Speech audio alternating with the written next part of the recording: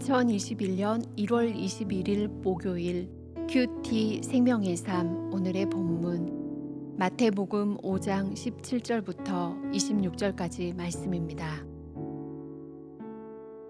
내가 율법이나 선지자를 폐하러 온 줄로 생각하지 말라. 폐하러 온 것이 아니요 완전하게 하려 함이라.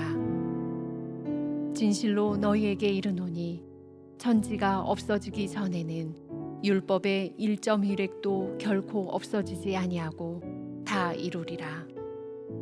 그러므로 누구든지 이 계명 중에 지극히 작은 것 하나라도 버리고 또 그같이 사람을 가르치는 자는 천국에서 지극히 작다 일컬음을 받을 것이요 누구든지 이를 행하며 가르치는 자는 천국에서 크다 일컬음을 받으리라. 내가 너희에게 이르노니 너희 의가 서기관과 바리새인보다 더 낫지 못하면 결코 천국에 들어가지 못하리라. 옛 사람에게 말한 바 살인하지 말라.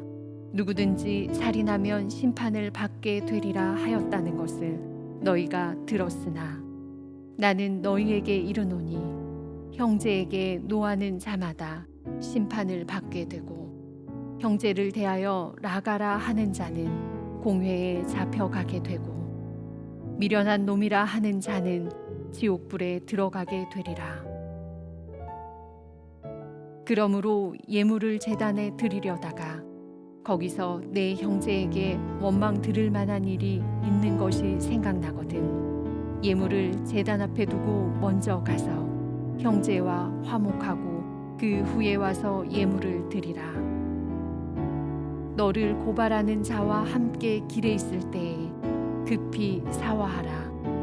그 고발하는 자가 너를 재판관에게 내어주고 재판관이 옥리에게 내어주어 옥에 가둘까 염려하라. 진실로 내게 이르노니 내가 한 푼이라도 남김이 없이 다 갚기 전에는 결코 거기서 나오지 못하리라. 아멘.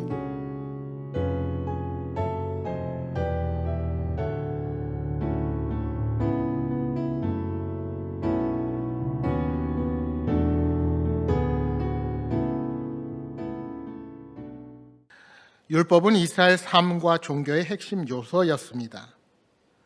그러나 예수님은 전통적인 유대인들의 방식으로 율법에 접근하지 않으셨습니다. 예수님은 본문 20절이 말씀하는 것처럼 보다 더 나은 의를 이루어야 함을 말씀하셨습니다. 따라서 우리 예수님은 율법이나 선지자를 폐하러 오신 분이 아닙니다. 율법은 없어져야 할 것이 아니라 완성되어야 하는 것입니다. 예수님을 통해 율법의 1.1획까지 결코 없어지지 않고 모두 이루어지게 되는 것입니다. 예수님 당시 서기관과 바리새인들은 율법에 대해서 크게 두 가지 잘못된 생각을 하고 있었습니다. 하나는 사람이 율법을 온전하게 준수할 수 있고 자신들이 그 사례라고 착각한 것입니다. 다른 하나는 자신들이 그 율법을 지키고 행하는 의로 말미암아 천국에 들어갈 자격을 갖추고 있다는 것입니다. 그러나 예수님은 그들의 의로는 결코 천국에 들어가지 못한다고 선포하셨습니다. 여러분, 우리는 남을 의식하는 외식적이고 행위적인 신앙생활에서 벗어나야 합니다. 이러한 율법의 근본까지 온전하게 성취하신 분은 우리 예수님밖에 없습니다. 따라서 진정한 율법의 성취는 온전히 예수 그리스도를 따름에 있다는 사실을 우리는 명심해야 합니다. 예수님께서는 종교 지도자들의 잘못된 율법 정신을 지적하시며 자신이 모든 율법의 완성을 이루셨음을 우리에게 가르쳐 주셨습니다. 예수님께서는 성경의 예언대로 이 땅에 오셨고 십자가 위에서 이루신 구원으로 말미암아 율법의 마침표가 되셨습니다. 여러분, 복음 안에 산다고 하면서도 간혹 본인의 양심을 예수님의 십자가 공로보다 더 강하게 붙드는 사람들이 있습니다. 말하자면 그리스도인이라고 하면서도 자신의 선행과 공로가 있어야 천국에 들어갈 수 있다고 생각하는 것입니다. 물론 선행과 공로가 불이한 것은 아닙니다. 그러나 그것이 천국에 들어갈 수 있는 완전한 의가 결코 될 수 없다는 것을 우리는 알아야 합니다. 오직 예수님을 믿을 때만 천국을 보장받는 의를 얻을 수 있음을 명심하시기 바랍니다. 특히 본문에 예수님은 율법보다 더 높은 수준을 요구하고 계십니다. 21절, 22절입니다. 옛 사람에게 말한 바 살인하지 말라, 누구든지 살인하면 심판을 받게 되리라 하였다는 것을 너희가 들었으나 나는 너희에게 이르노니 형제에게 노하는 자마다 심판을 받게 되고 형제를 대하여 나가라 하는 자는 공의에 잡혀가게 되고 미련한 놈이라 하는 자는 지옥불에 들어가게 되리라. 살인하면 심판을 받게 된다는 것은 이스라엘 사람이면 누구나 잘 알고 있었습니다. 그러나 예수님은 살인하지 말라는 계명이 그 정도의 의미가 아니라고 말씀하십니다. 여기 라가라 하는 자라고 할 때 라가는 가치 없는 또는 어리석은이란 뜻의 아람어 레카를 음치한 말입니다. 이 말을 사람에게 사용하면 바보 또는 머리가 빈 사람 등의 의미로 상대방의 인격을 깎아내리는 욕설입니다. 형제에게 분노하는 자, 형제에게 욕하는 자, 미련한 놈이라 하는 자 역시 살인에 준하는 심판을 받게 된다고 경고하시는 것입니다.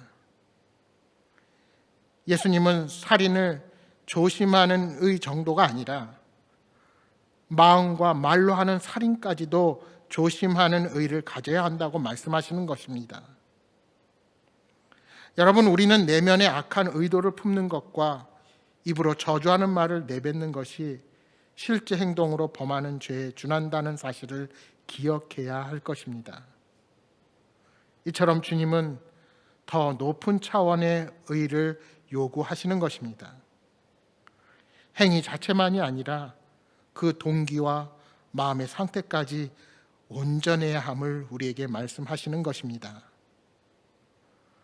우리가 율법을 온전히 준수하는 것은 겉으로 보이는 부분이 아니라 보이지 않는 부분까지 온전할 때 가능하다는 것을 기억하시기 바랍니다. 우리는 실제로 사람을 죽이지 않아도 말로써 사람을 죽이는 경우를 경험적으로 잘 알고 있습니다. 우리의 부주의한 언어 생활, 상대방에 대한 비웃음, 분노가 우리도 모르게 누군가를 죽일 수 있음을 인식해야 합니다.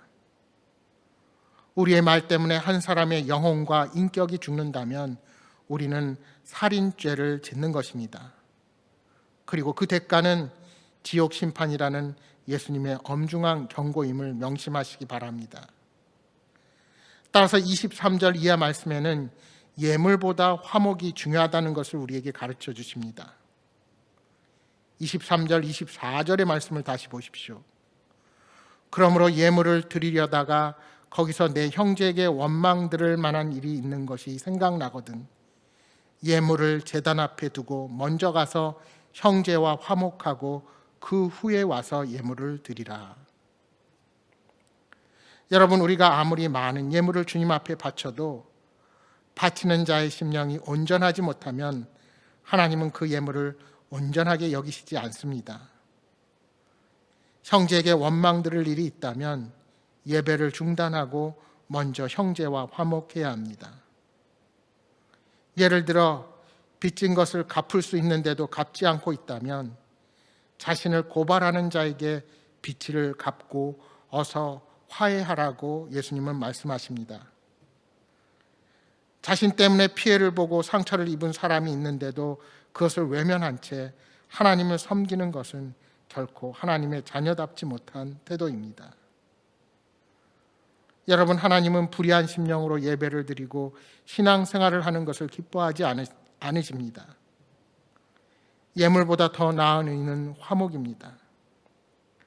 하나님과의 관계는 예배를 통해 회복되지만 다른 사람과의 관계의 회복은 우리의 노력이 뒤따라야 합니다. 여러분의 지금 인간관계를 잘 돌아보시기 바랍니다.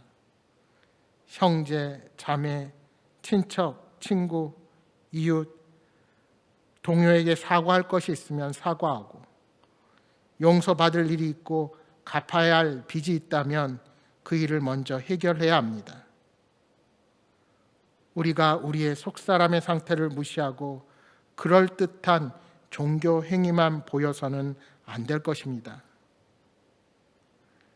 특히 그리스도인은 사회생활을 하면서 잘못한 것은 사과하고 해결할 것은 해결해야 합니다. 사회생활과 신앙생활은 결코 별개가 아님을 기억하십시오.